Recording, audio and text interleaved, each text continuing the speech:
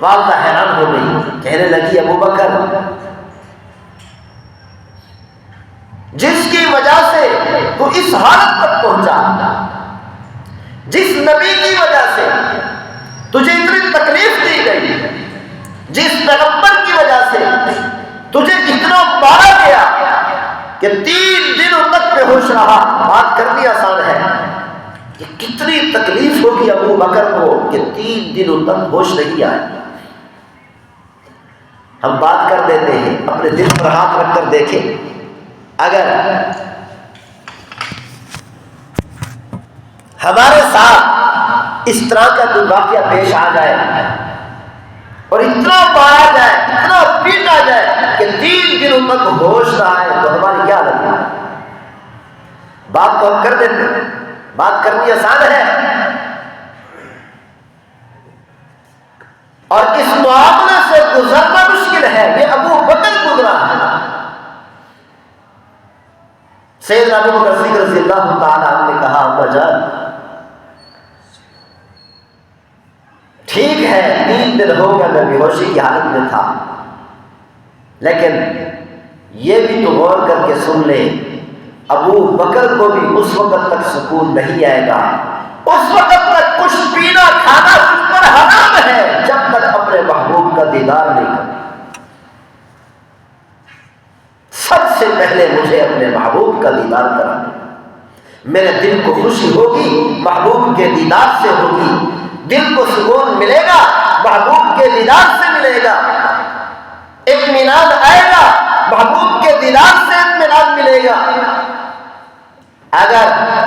میری ان زخموں کی تکلیف ختم ہوگی تو میرے محبوب کے دیدار سے تکلیف ختم ہوگی۔ پانی پینے سے، دودھ پینے سے، کھانا کھانے سے، علاج معالجہ کرانے سے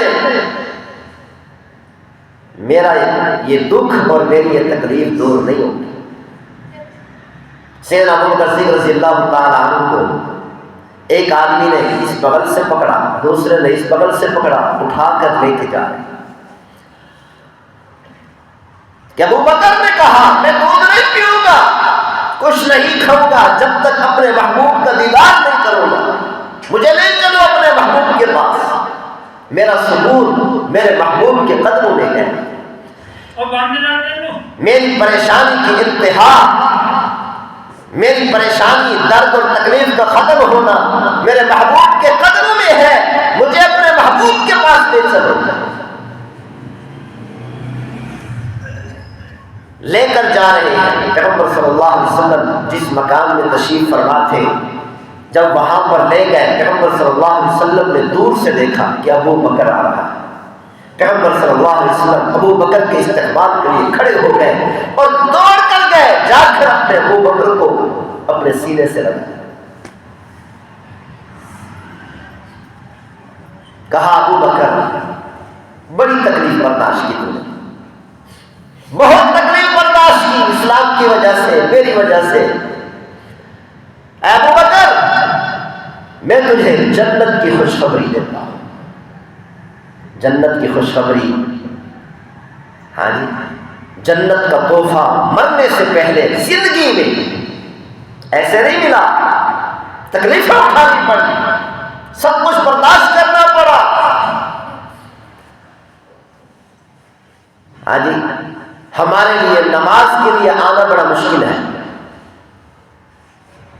اور پیغمبر کے صحابہ نے نماز پڑھ کر دکھائی، نیک اعمال کر کے دکھائے، عمل کر کے دکھایا، سب کچھ قربان کر کے دکھایا۔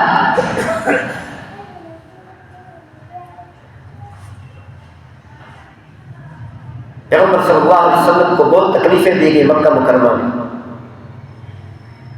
ہر وقت تکلیفوں سے دو چار ہونا پڑا، پتھر مارے گئے، پیغمبر صلی اللہ علیہ وسلم کو گلیوں میں گھسیٹا گیا۔ بات کرنی آسان، نبی ہے، آخر الزمان نبی، نبیوں کا سردار، دنیا اور آخرت کا سردار، ایک ہی پیغمبر اگر بد دعا کرتے سارے تباہ اور برباد ہو جاتے، لیکن تکلیفیں برداشت کرنے کے باوجود گلے میں کپڑا ڈال کر کافروں نے، مشرکین مکہ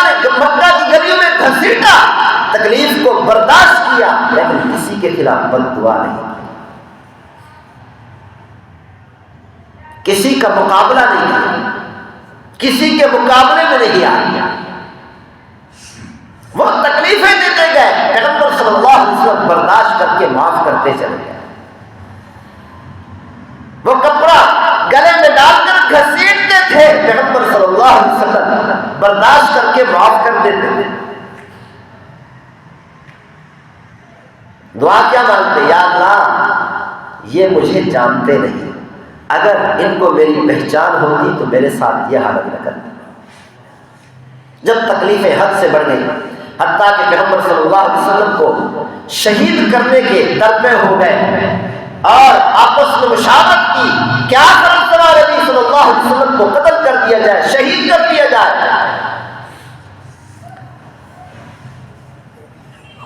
تو پھر کیا ہوا؟ کیا کر گھر کے ارد گرد محاصرہ کر لیا پیغمبر صلی اللہ علیہ وسلم کے گھر کا کافروں نے، تلواریں ہاتھ میں ہیں، نیام سے نکلی ہوئی ہے کہ ابھی پیغمبر صلی اللہ علیہ وسلم گھر سے باہر نکلیں گے ہم قتل کر دیں، سب تن سے جدا کر دیں۔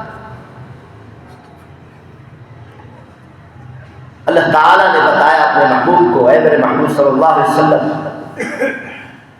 مشرکین مکہ تو اس حد تک پہنچ چکے ہیں کہ آپ کو شہید کرنے کے لیے آپ کے گھر کے ارد گرد کھڑے ہیں اور محاصرہ کیے۔ عرض کی، اے میرے پروردگار اب میں یہاں سے کیسے نکلوں گا؟ اللہ نے فرمایا، اے میرے محبوب تیرے لیے مشکل ہے، میرے پروردگار کے لیے مشکل نہیں۔ مٹی اٹھاؤ، مٹی اٹھا کر اسے پھینک، اے میرے پروردگار ایک آدمی کے پاس پھینکوں گا، ایک آدمی کی آنکھوں میں مٹی رہے گی کہ کثیر تعداد میں میرے گھر کے ارد گرد محاصرہ کر کے کھڑے ہیں، سب کی آنکھوں میں یہ مٹی کیسے جائے گی؟ اللہ نے فرمایا، اے میرے محبوب صلی اللہ علیہ وسلم مٹی اٹھا کر پھینکنا تیرا کام ہے، ہر آنکھ میں پہنچا کر ان کو اندھا کرنا میرا کام ہے۔ محمود صلی اللہ علیہ وسلم نے مٹی اٹھائی، ایسے پھینکی، جتنے بھی محاصرہ کر کے کھڑے تھے پیغمبر صلی اللہ علیہ وسلم کے گھر کے ارد گرد، سب کی آنکھوں میں اللہ تعالیٰ نے وہ مٹی پہنچا دی، سب کو اندھا کر دیا۔ محمد صلی اللہ علیہ وسلم چپکے سے گھر سے باہر نکلے اور ان کے اندر سے ہوتے ہوئے چلے، کسی کو پتہ تک نہیں ہو سکا۔ ابو بکر کے گھر گئے۔ جب انسان پر مشکل آتی ہے تو سب سے بڑے دوست اور سب سے بڑے وفادار انسان کے پاس جاتا ہے۔ جب محمد صلی اللہ علیہ وسلم پر یہ مشکل آئی